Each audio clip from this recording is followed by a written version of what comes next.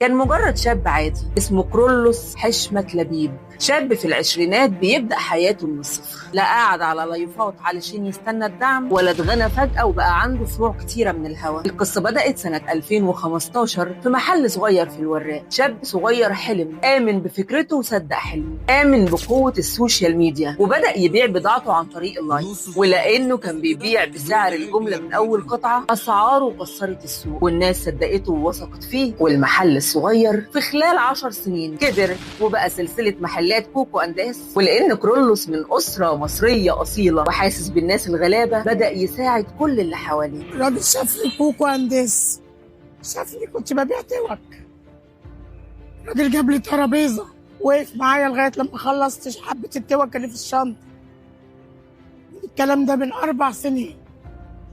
جاب لي ترابيزة وجاب لي كرسي وقعدنا عليه، وقال لي اعمل لك لايف عشان الناس تيجي تاخد منك عشان خاطر عيالك. وقت السكان معايا لا تعد ولا تحصى. معايا جوزي وقفوا معايا في حادثة قبل ما يتوفى، وقفوا معايا في خرجته، وقفوا معايا في بيت المسارات، بيقفوا معايا في تعبي أنا، وقفوا معايا كتير بصراحة.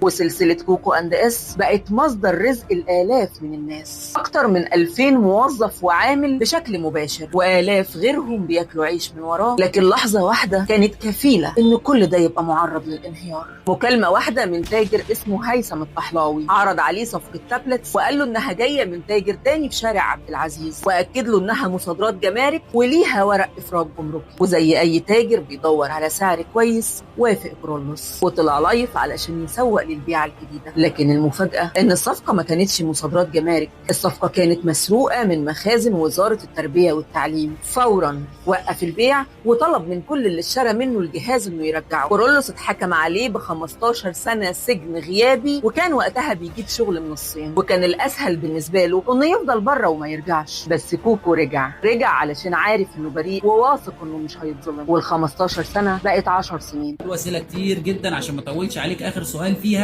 كان سؤال واضح صريح قاطع جازم، لا يقبل ولا يدع مجالا للشك. هل كرولوس حشمت لبيب كان يعلم ان هذه الاشياء متحصل عليها من جريمة سرقة؟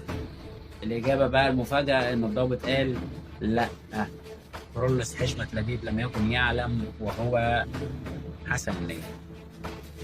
فليه تم الحكم عليه ب10 سنين غير الغرامة غير رد المبلغ؟ يعني احنا كده بنتكلم تقريبا في 8 مليون وكسر. بالمناسبة الكلام ده عشان ما حدش بس يقول ان انا بقول كلام عن هوا، مثبت على محضر الجلسة. احنا كلنا عندنا